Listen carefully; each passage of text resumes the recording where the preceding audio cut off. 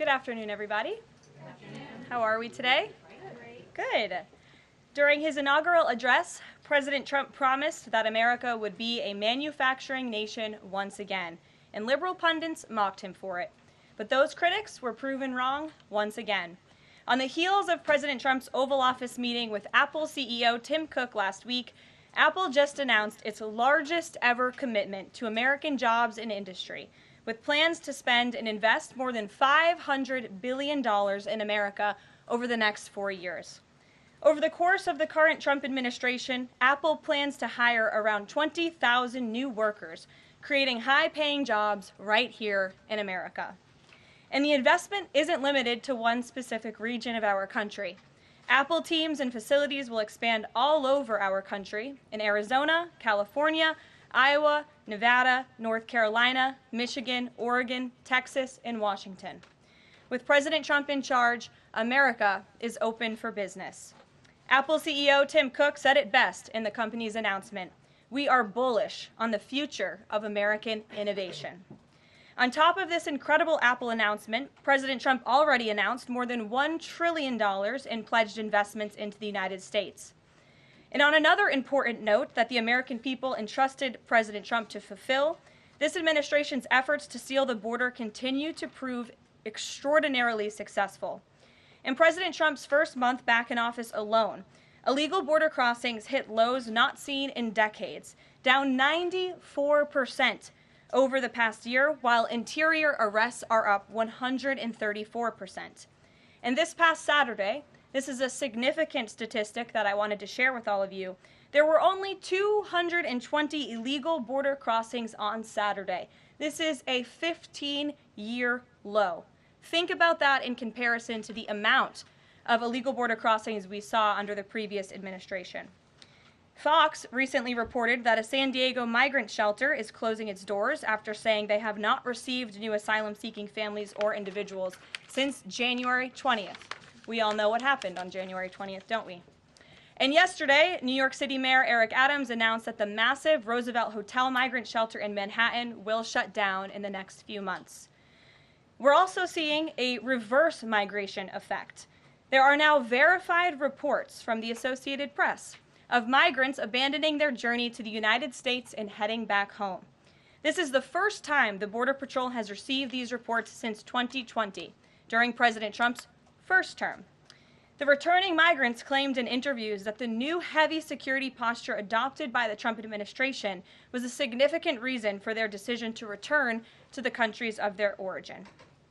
Overall, the American people continue to overwhelmingly give President Trump very positive remarks. Nearly every one of President Trump's policy initiatives are receiving strong majority support, and I have noted that in every briefing since Inauguration Day. 81% of Americans support deporting illegal migrant criminals from our nation's interior. 76% of Americans support the DOJ-led efforts of a full-scale investigation to find and eliminate fraud and waste in government expenditures. Again, this is from a Harvard-Harris poll, a very legitimate pollster. 76% of Americans support closing the border. 69% of Americans support President Trump's common-sense efforts to ban men from women's sports. As you all know, we celebrated that executive order at the White House a couple of weeks ago. 65% of Americans support the president's efforts to eliminate all preferences by race in the hiring and awarding of government contracts, which is another pledge that DOJ is working hard to fulfill. And 61% of Americans, vast majority, support the president's plan for reciprocal tariffs to ensure that other countries are treating us the way we have always been treated. Despite what many Democrats and media members want you to believe, the Trump agenda is not only necessary, but it is overwhelmingly popular.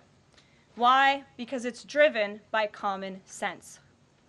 And finally, as you all saw yesterday, a federal judge denied the Associated Press's emergency motion for a temporary restraining order against myself, our Deputy Chief of Staff Taylor Budowich, and our Chief of Staff Susie Wiles for our decision to remove the Associated Press from the White House press pool for certain and special events. The judge's ruling, upholding our decision to deny the Associated Press such privileged access, reinforces the truth. And it reiterates what I said from this podium last week when that suit was filed. Asking the President of the United States questions in limited spaces, such as the Oval Office in Air Force One, is a privilege that unfortunately has only been granted to a few. It is not a legal right for all. The Trump administration has already proven to be the most transparent ever, and this president, the most accessible in history. This is evidenced by President Trump's daily press conferences in the Oval Office, where he takes many questions from the journalists who have the honor and privilege of standing before the beautiful Resolute desk. The president and this entire White House are committed to ensuring the American people continue to receive this same level of historic transparency, access, and visibility. In fact, we want to double down and give even greater access to the American people. We want more outlets and new outlets to have a chance to take part in the press pool, to cover this administration's unprecedented achievements up close, front and center. As you all know, for decades, a group of DC-based journalists, the White House Correspondents Association, has long dictated which journalists get to ask questions of the President of the United States in these most intimate spaces. Not anymore. I am proud to announce that we are going to give the power back to the people who read your papers, who watch your television shows, and who listen to your radio stations. Moving forward, the White House press pool will be determined by the White House press team. Legacy outlets who have participated in the press pool for decades will still be allowed to join, fear not, but we will also be offering the privilege to well-deserving outlets who have never been allowed to share in this awesome responsibility. Just like we added a new media seat in this briefing room, legacy media outlets who have been here for years will still participate in the pool, but new voices are going to be welcomed in as well. As part of these changes, we will continue the rotation amongst the 5 major television networks to ensure the President's remarks are heard far and wide around this world. We will add additional streaming services which reach different audiences than traditional cable and broadcast. This is the ever-changing landscape of the media in the United States today. We will continue to rotate a print pooler who has the great responsibility of quickly transcribing the President's remarks and disseminating them to the rest of the world. And we will add outlets to the print pool rotation who have long been denied the privilege to partake in this experience, but are committed to covering this White House beat. We will continue to rotate a radio pooler and add other radio hosts who have been denied access, especially local radio hosts who serve as the heartbeat of our country. And we will add additional outlets and reporters who are well suited to cover the news of the day and ask substantive questions of the President of the United States, depending on the news he is making on that given day. This administration is shaking up Washington in more ways than one. That's what we were elected to do. As I have said since the first day behind this podium, it's beyond time that the White House press operation reflects the media habits of the American people in 2025, not 1925. A select group of DC-based journalists should no longer have a monopoly over the privilege of press access at the White House. All journalists, outlets, and voices deserve a seat at this highly coveted table. So by deciding which outlets make up the limited press pool on a day-to-day basis, the White House will be restoring power back to the American people who President Trump was elected to serve. So in that note, in our new media seat today, we have Shelby Talcott, who is a White House reporter for Semaphore. In 2022, Semaphore launched as a global digital news platform with the aim of bringing meaningful innovations to the news industry. Today, they have nearly 1 million newsletter subscribers spanning 11 separate editions.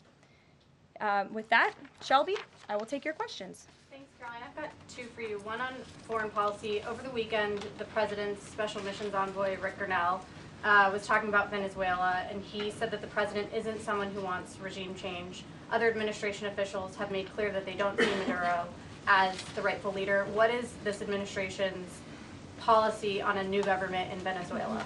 I think the President has made his position on Venezuela quite clear. He stands in opposition to the Maduro regime, and Secretary Rubio has spoken on this extensively as well. And then on Doge, last night Elon Musk said that a failure to respond a second time will result in termination. Will there be additional rounds of the did you do this week email from DOJ to federal workers? And what's the guidance on the federal workers who've been instructed by their agencies not to reply? So a couple of things on this. First of all, let's just take a step back and talk about this idea. The president sent out a truth last weekend to Elon Musk saying he loves everything Elon is doing and he wants him to be even more aggressive because DOJ thus far has proven incredibly successful in making our government more efficient. And so Elon and DOJ came up with this idea. Elon has implemented this at his private companies. It has proven successful. And it's a very simple idea when you think about it.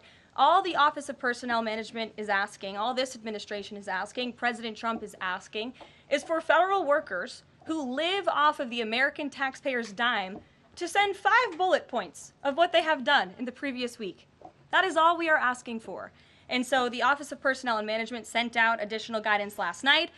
Those responses should be directed to agency leadership, and the president defers to his cabinet secretaries, who he's obviously entrusted to pursue the guidance relative to their specific workforce. And for some of the agencies that you've seen who have said, please don't send these emails, it's in their best interest for that specific agency, and the president supports that. And let me be very clear, the president and Elon, his entire cabinet are working as one unified team, and they are implementing these very common sense solutions.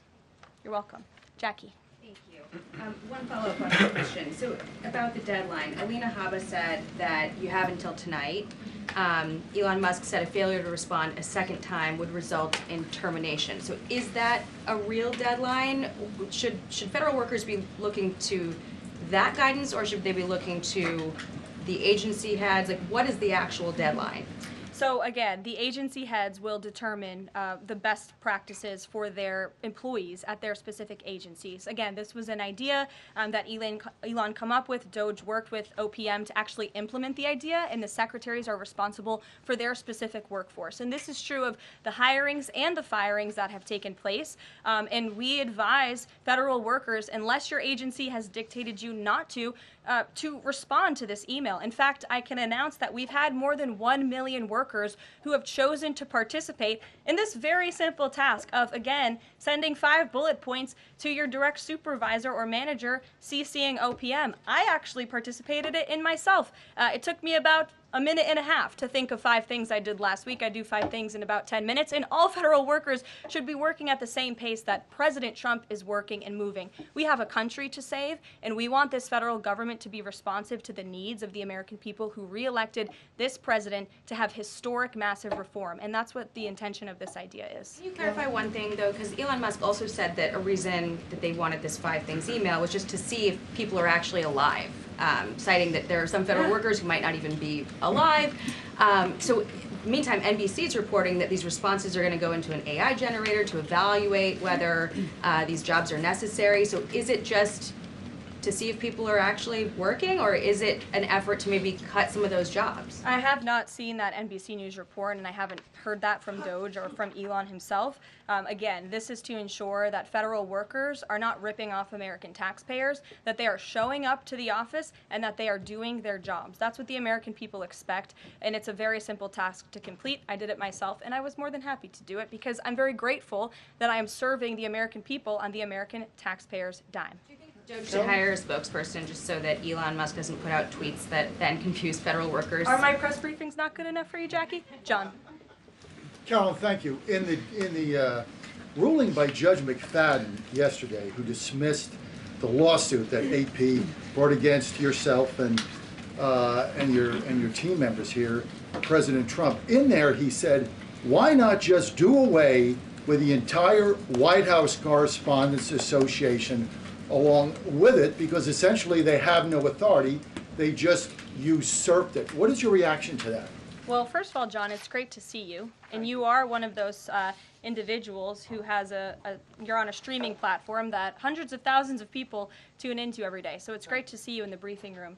I did address that actually in my opening remarks by announcing that the White House press team in this administration will determine who gets to enjoy the very privileged and limited access in spaces such as Air Force One and the Oval Office. There are, as you know, look at this room, hundreds of journalists who show up to this building every single day and are not granted that luxury of flying on Air Force One and asking the President of the United States questions. And so we want to ensure, again, everyone has a seat at that highly coveted table. But alas, the legacy media outlets who have been doing this for quite some time and have invested resources into covering the White House, their spots will remain, just like they have in this briefing room as well. Sure. Steve. Could you give us an update on the negotiations around the Ukraine minerals deal, and when is President Zelensky going to come visit? So the president talked at length about this yesterday, the critical minerals deal with President Macron, and in the more than hour-long press conference he gave all of you in the Oval Office himself. There hasn't been significant updates since the president's remarks last night, but I will just reiterate his position. It's critical that this deal is signed. He expects President Zelensky to sign a deal. This is to recoup American tax dollars that have been funding Ukraine's national defense. And it's also great for the Ukrainian people who have been put through hell because of this war.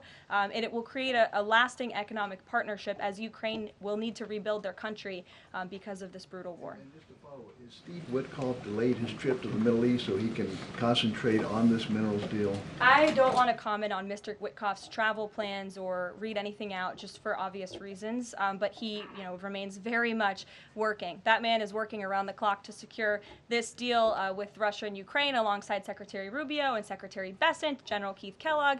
He's also working very hard to secure a peace deal in the Middle East as well. So God bless him, and he's working alongside the president every single day. Sure. Thanks, Caroline. The president's executive order creating DOGE called for the naming of a DOGE administrator. Who is the DOGE administrator? So the president tasked Elon Musk to oversee the DOGE effort. There are career officials and there are political appointees who are helping run DOGE on a day-to-day basis. There are also individuals who have onboarded as political appointees at every agency across the board to work alongside President Trump's cabinet to find and identify waste, fraud, and abuse, and they are working on that effort every day. So is Elon Reagan. Musk the administrator? Reagan. Thanks, Caroline. I have two for you today, one on the border wall and one on the DHS investigation. Sure. First on the border wall construction has restarted in Texas and California under contracts awarded under Trump's first term. Is the president looking to secure new contracts, and how is he defining success in terms of border wall construction this administration? The border wall is a signature promise of President Trump's campaign. He talked about it way back in 2015 and 2016, and people laughed at him for bringing up this idea. It's proven to be not only an idea that he delivered on in his first term and continues to deliver on in his second term, but it's also proven to be highly effective. In fact, we know where there were parts of President Trump's border wall built and standing under the previous administration, illegal border crossings dropped 87% where there was a border wall. So the wall is an incredible deterrent factor for illegal migrant caravans. The president is committed to the continuation of the construction of the wall. And the previous administration actually sold off the resources that the Trump administration secured to build the wall. And that's an egregious misuse of the American taxpayers' money. They just let those resources rot on the southern border. They actually sold them for pennies on the dollar. So this administration, DHS and ICE and Customs and Border Patrol and Tom Homan and all of the great people who are working on this effort are committed to continuing the construction of President Trump's border wall. DHS investigation into people who might be leaking within the administration. Will the White House release the names of the individuals that DHS Secretary Noem said were caught leaking details of the ICE raid? And can you share how many leakers have been caught so far and what agency they were a part of? I would defer you to DHS on the leakers that they have identified, but I know the president and this White House commend Secretary Noem for launching an internal investigation to identify those leakers because it's unacceptable for career bureaucrats who are standing in the way of the will of the American people and enacting President Trump's agenda. If they don't want to adhere to the will of the 77 million Americans who reelected President Trump, then they should go find another job. And if they continue to leak information, especially information that is critical to protecting Border Patrol agents and ICE agents who are out there doing jobs that not many people are willing to do, putting their lives on the line to protect our national security, then those individuals absolutely should be fired. And this administration is committed to finding them. Sure. Karoline, two questions for you. One related to Guantanamo Bay, the other to the White House Correspondents' Dinner. I wanted to get your response to some Washington Post reporting of the migrants who stayed over at Guantanamo Bay for the last 2 weeks. They told the Post they were rarely let outside. They were shackled and placed in what they described as cages and alleged that they were not treated as human beings. Does the White House have any response to those conditions? At Guantanamo Bay? It's a promise the president campaigned on, that if you invade our nation's borders, if you break our country's laws, and if then you further commit heinous, brutal crimes in the interior of our country, like raping and murdering innocent, law-abiding women and girls, and committing heinous acts of violence, then you are going to be deported from this country, and you may be held at Guantanamo Bay. These are criminals we are talking about. Don't forget that. Sure. So U.S. consumer confidence fell this month the most since August of 2021. What is your message for Americans who are concerned about the impact of things such as tariffs on prices? Yeah, sure. Well, thank you for that question. It's obviously an important one.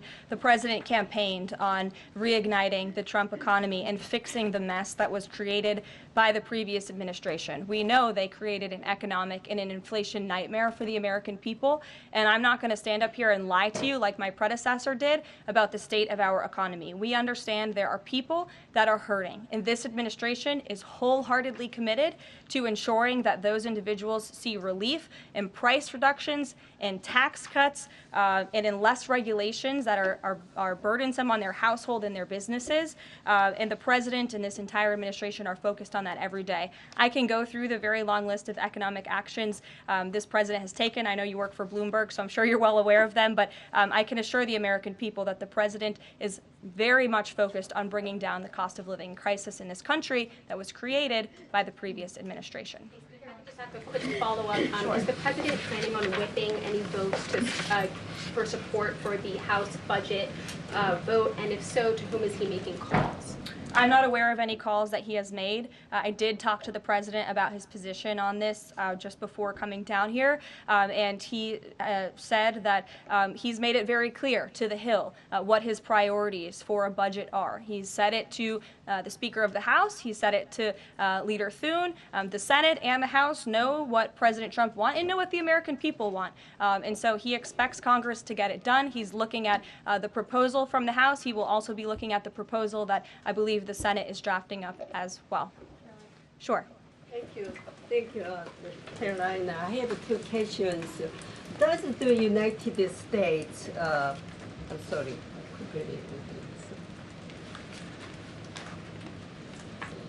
Well, why don't you identify your question and I'll come back to you. Sure, go ahead. Thank you. So, what guarantee that Israel will withdraw from Lebanon soil after 2 weeks, as the ceasefire terms indicates? I'm not sure about the guarantee that you're referring to. I can tell you that this administration remains very much engaged. We know the deadline for the Phase 1 ceasefire is imminent. So Steve Witkoff, whom I mentioned earlier, and the president's administration and his team and the president himself remain very much engaged. We want to see the ceasefire continue, and the president has made it very clear he wants to see all of the hostages who have been held in captivity in Gaza returned home. Jeff. Caroline, I was wondering if is Elon Musk going to attend the president's first cabinet meeting tomorrow? He is, as a matter of fact. I spoke to the president about that before coming down here as well. And Elon, considering he is working alongside the president and our cabinet secretaries, this entire administration will be in attendance tomorrow just to talk about DOJ's efforts and how all of the cabinet secretaries are identifying waste, fraud, and abuse at their respective agencies. We look forward to the meeting tomorrow, and I think you'll be hearing from the president and his cabinet where they're on campus tomorrow. I hope you guys are excited. So some of those cabinet members were caught off guard by the email from Saturday. Nobody was caught off guard. A few departments said they were caught off guard. The FBI was, the DOJ was. Did anonymous sources say that, or did the cabinet secretary say that? The cabinet secretaries and others have said that they were not aware that this was happening. So I'm wondering, will there be a give and take tomorrow at the cabinet meeting? Is Elon Musk or the president open to any type of dialogue about who is actually in charge of the chain of command of these workers? I would reject the premise of your question, Jeff. The cabinet secretaries have not said that. I know anonymous sources, probably career bureaucrats, have leaked that to many of you in this room. But as I said at the beginning of this press conference, everybody is working as one team, and the president respects the decisions of his cabinet secretaries to tell his staff, their staff, not to respond to that email because they did so out of interests of national security, and they don't want to obviously risk confidential information. It's pretty common sense. Dasha. Musk has obviously been doing a lot of work. He's been working every day, and a lot of the time weekends. He is designated as a special government employee, which means that he can only work 130 days per year. Is the White House expecting him to limit his work to 130 days, or are you going to work around those rules? Do you want to see him extend beyond the 130 So days? today is February 25th, so I think we've been here about 35 days roughly. So ask me in another 100 days. Daniel. Karoline, thank you. You opened up with a major announcement from Apple, $500 billion, 20,000 jobs, doubling its advanced manufacturing fund. Yeah. What does that signal that such a global brand would make what it called its largest ever spend commitment just a month into President Trump's second term? What does that signal about his economic vision for the country? President Trump is a deal maker, and he has restored confidence in business leaders around this entire world. Apple is one of the largest companies on the face of the planet. They employ hundreds of thousands of Americans, but the president wants to see more Americans employed, more investments here in the United States of America. And this is another fulfillment of the president's campaign promises. I recall President Trump at his rallies on the campaign telling the world that if and when I am elected, America is going to be back, and we want your investments to be driven onshore. We want you to hire American workers, and you will have the lowest regulatory burden, the lowest tax cuts, and the president has already proven he's committed to slashing regulation. He's counting on Congress to implement those tax cuts. And so people are encouraged by the president's, again, as Tim Cook called it, they're bullish about American innovation because of the leadership of this president. And it's a stark contrast to the leadership of the previous administration, Joe Biden, who I don't think spent any time trying to recruit any investments or jobs here at home. Mary. We're hearing from some Republicans who are voicing concerns about how these cuts are being carried out. Congressman McCormick, a Republican from Georgia, tells us he's worried it's too rapid for real people to adapt to. And he says he's concerned that it could come off as discompassionate, in his words, that it could risk undercutting the strong message that he feels you're trying to send about the need to cut government waste. Well, I think that was one comment from one senator, and I think, as I cited in my opening remarks in the poll, the most important people are the American people, and 77% of Americans at home support a full investigation into the waste, fraud, and abuse that the federal government has been spending their tax dollars on. So that's the people the president cares about most, and that's why we're fulfilling this pledge. And again, it should come as no secret to anybody. The president campaigned on doing this. The president yesterday said if you don't respond to this email, you will be fired or semi-fired. What does he mean by that? Again, I've been asked to answer this question 3 times now. It is semi-fired. But it's in the memo. The president again has entrusted his cabinet secretaries to oversee their workforce. That's why he nominated them to be cabinet secretaries, and so federal workers can be directed to their agency leadership. Sure. Great, thanks, Caroline. I wanted to ask about a federal judge yesterday was saying that they didn't know who the Doge administrator was and was asking the lawyer for the administration who it was, and the lawyer responded, I don't know the answer to that. Can you tell us who the administrator of Doge is? Again, I've been asked and answered this question. Elon Musk is overseeing Doge. No, Elon Musk is a special government employee, which I've also been asked and have answered that question as well. There are career officials at Doge. There are political appointees at Doge. I'm not going to reveal the name of that individual from this podium. I'm happy to follow up and provide that to you. But we've been incredibly transparent about the way that Doge is working. John. The Republican budget. Thanks a lot, Caroline. Since your last briefing, there have been some personnel moves that have been announced by the president, and I wanted to ask you about them. One was the president replacing the chairman of the Joint Chiefs of Staff, General C.Q. Brown Jr. What was the reason for the president naming a replacement for General Brown? And then I'll follow up with another personnel announcement that's been made over the last few days. He thinks he's doing a bad job. and it's time for a shakeup at the Pentagon. They failed 7 audits in a row. The trust in our United States military amongst the war fighters is low.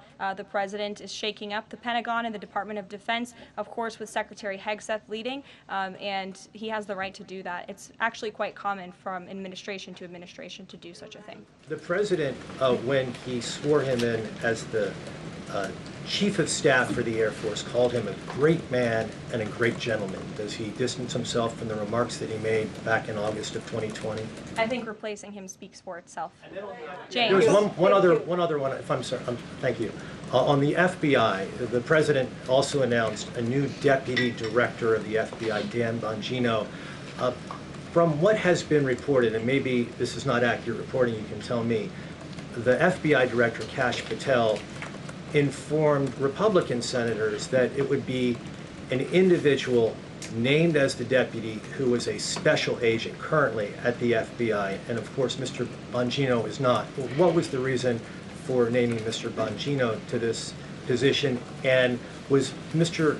Patel not correct in making that assurance to those senators? I'm not sure if anybody in this room has listened to Mr. Bongino when he talks about the past corruption at the FBI, when he talks about his experience serving for the United States Secret Service. This is a man who loves his country and who has honorably served our country in ways that many people have not. He understands the depth of the corruption at these institutions, which the American people re-elected President Trump to shake up. And I think it's quite despicable to see many networks in this room who have had chyrons on their television screens labeling Mr. Bongino as a far-right podcaster. He is not. He is a former law enforcement agent. He is a former Secret Service agent who put his life on the line to protect this country, and that is why the President of the United States has entrusted him for this important role. He's also an outsider to this Washington swamp, and we often see that when outsiders are appointed to such coveted positions, a lot of people in this city get very, very nervous, and they should be, because Dan Bongino and Kash Patel and Attorney General Bondi are focused on rooting out the corruption at these agencies and ending the weaponization of government once and for all. I'd like to end with something. As you all know, James, as you were just about to do before you know what, James? I'm feeling generous. Go ahead. I will take it. Thank you, Karoline. Sure. I wanted to ask Don't make about, me regret this. I wanted to ask about the Macron visit and the Russia-Ukraine talks in general. Sure. It's pretty clear to my eye that President Macron was performing a kind of delicate dance, lavishing praise on the president while seeking in his own remarks to try to bind President Trump to positions and even specific language that the president has not committed to heretofore. One of the most bracing comments from President Macron was when he said that the deal that President Trump is negotiating with the Russians must not be, quote, a surrender for Ukraine. All of the public points that we have heard from President Trump, from Secretary Hegseth, and from other administration officials talking about these negotiations have averred to, quite openly, to concessions from the Ukrainians that will have to be made. The minerals deal, the abandonment of their NATO ambitions, and other elements. So far, we have not heard any administration official suggest a single concession that the Russians should be prepared to make. And so I wonder if you could assure us, at a minimum, that this negotiation process will not be as one-sided as the Europeans seem to think it is, that in fact, President Putin will also be made to engage in some concessions to reach this deal.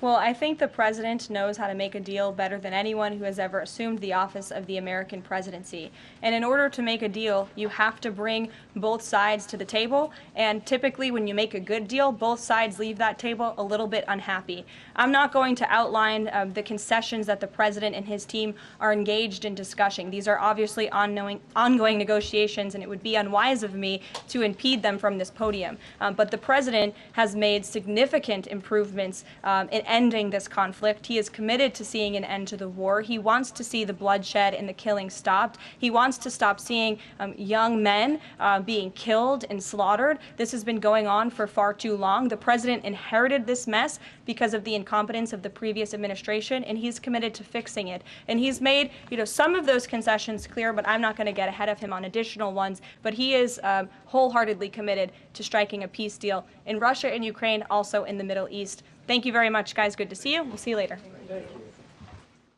Thank you for watching. Make sure you subscribe to our YouTube channel and be sure to watch more videos from Fox Illinois.